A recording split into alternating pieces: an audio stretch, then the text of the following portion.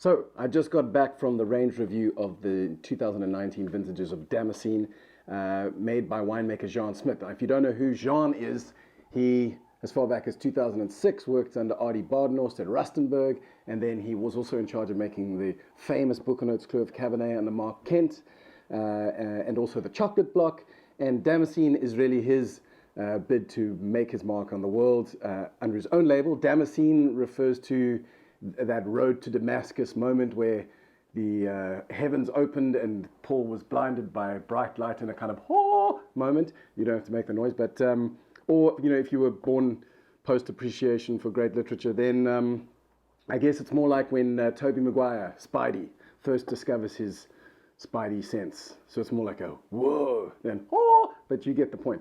And so that's what Damascene is, and each one of these wines is meant to be a moment of whoa.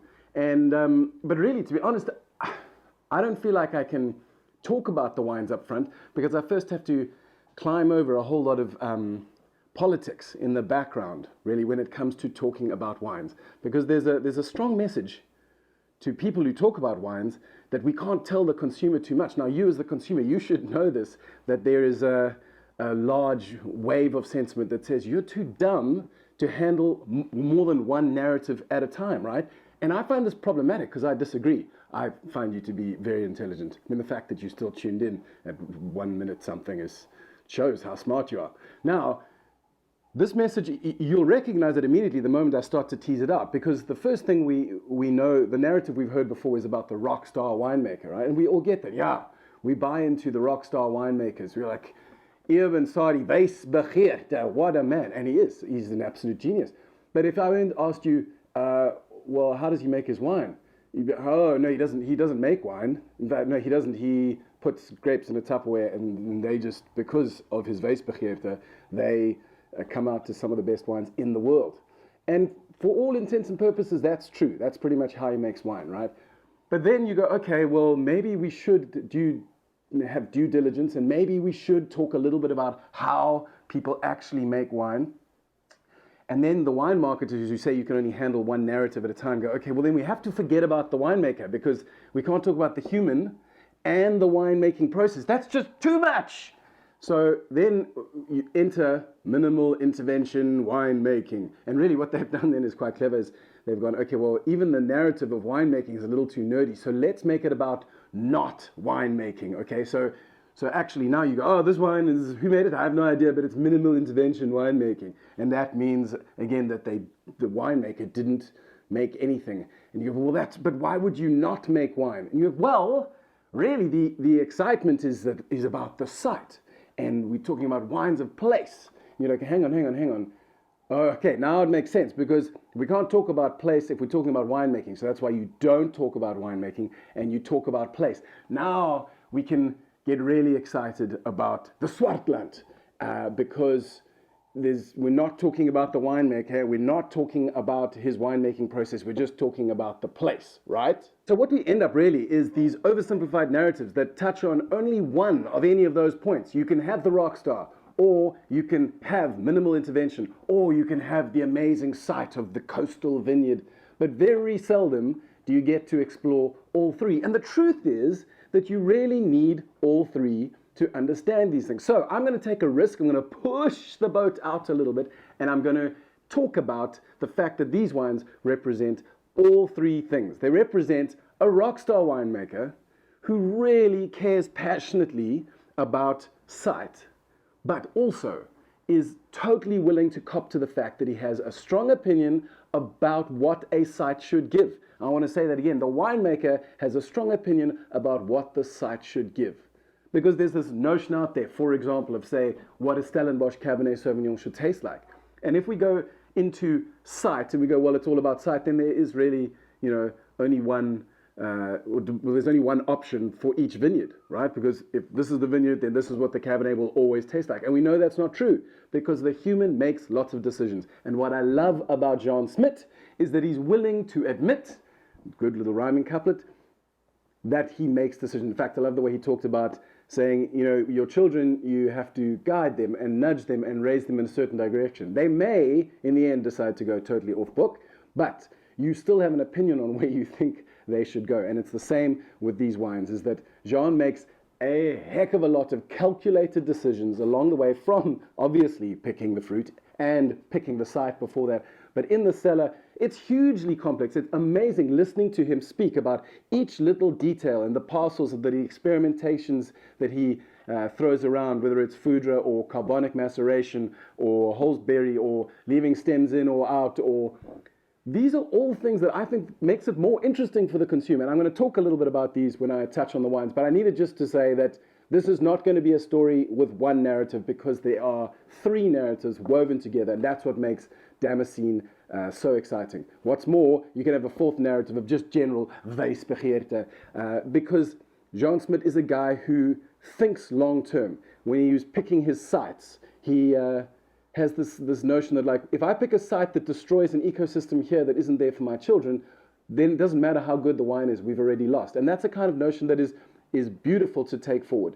I feel like sometimes we get what I call a John Lennon complex, where we insist that everything is absolutely simplified to one single idea. And I love the way Albert Einstein probably didn't say this, but people say that he did it.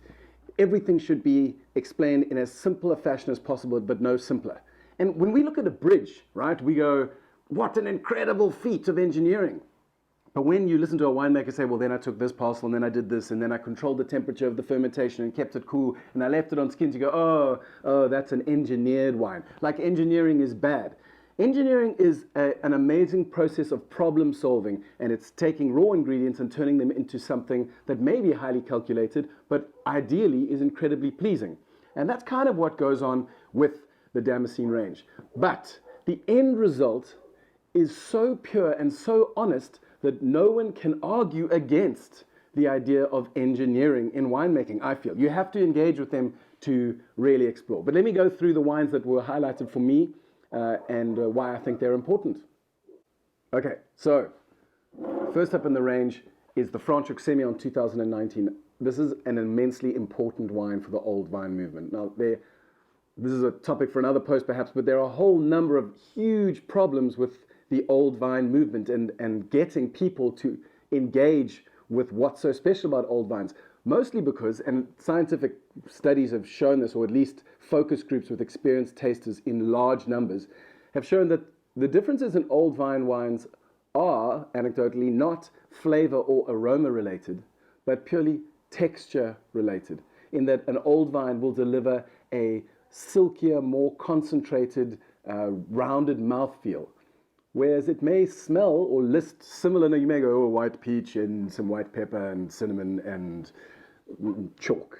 But you could get that on a young vine or an old vine. But the texture in old vine is very, very different. And this Semillon, which is made of blocks planted in 1942 and 1962, is just an incredible example of a wine that I think I almost feel it transcends its place or its winemaker or its winemaking process, and really communicates the sense of gravitas and age. It is sold out, but you need to put this on your list of wines, your bucket list wines of Semillons to taste, purely because I think there's a story to be told for you in your glass about texture and what an old vine tastes like.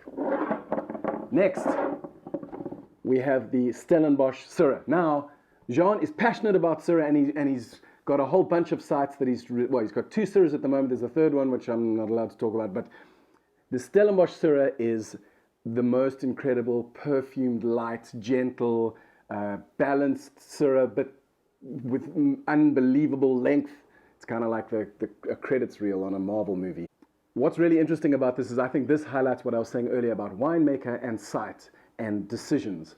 Because I said to him, well, what are you trying to achieve? He said, well, I know exactly what I want from a Syrah in Stellenbosch, and I know exactly what I don't want. And the next question is, well, what informs that? And I guess what I'm getting to is that the human has preferences. So he picks a site, and he knows what that site can do and what it shouldn't do, and he makes decisions in the cellar in order to achieve what he wants. You cannot leave the winemaker out of that process, which I think is what the entire minimal interventionist movement is trying to do. This wine, however, is enormously honest. It's not obscured by oak. It's not obscured by perhaps a harvest that would leave the fruit all kind of neutral if it gets overripe. It's hugely distinctive. And you know this if you taste the Cederberg Syrah right next to it. His Cederberg Syrah, which is not here today, is very, very different. But look, you need to taste this because of how multifaceted it is, but also just because it is a great expression of the site. Okay, finally, the Stellenbosch Cabernet Sauvignon. And I feel like there's been a move away from really loving Stellenbosch Cabernet unless you are outside of South Africa, in which South Africa only makes Stellenbosch Cabernet and Swartland Chenin and Swartland Syrah. And apart from that, we don't do anything. That's the narrative that people get told internationally. But when you drink this, it'll totally reinvent your idea of what a Stellenbosch Cabernet should taste like. It's very difficult to describe. I don't think words do it justice, but I'll try anyway. It's enormously concentrated, got incredible length. It's a lot of black fruit, cassis, fairly classic notes actually, which is why talking about it doesn't help you. But cassis, pencil shavings, and just this amazing intensity without being epically structured. The tannins are soft and rounded. The fruit feels fairly velvety, but without so much texture that you can't taste the purity. It's a walking contradiction that doesn't really walk. And you have to taste it. In fact, I would put this amongst the top 3 Cabernet Sauvignons of my year, which would have been the Main Road Indignity from Restless River, and then it would have been the Leo Passan Cabernet Sauvignon and this Damascene. Now, as it stands, all of these wines are currently sold out, but don't be despondent because you can still go to specialist stores and hunt and beg and ask. But I don't really think that's the point. I think what I want you to know is that for the next vintage and for the future, Damascene is a label to watch because there's just so much going on. And if you love philosophy and you believe that there is a link between ideas and people and place and wine, then Damascene is a label that you really need to engage with because, heck, it'll make you a better person, or at least it'll make you more interesting at your next dinner party.